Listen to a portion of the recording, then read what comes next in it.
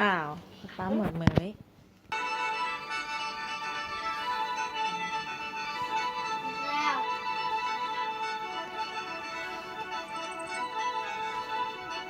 ไม่ได้มาเรียนเดียวทำไมมันประสาทกันอีกแล้ว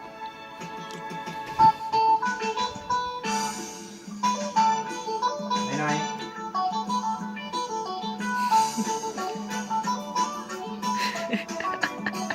ตาเปิดออก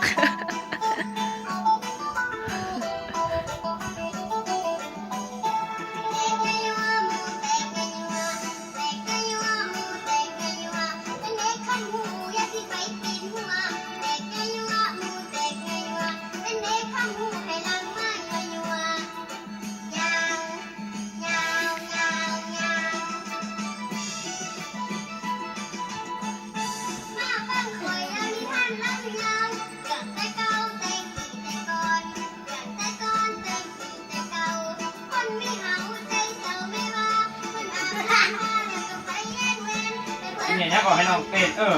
ไม่ได้ไหม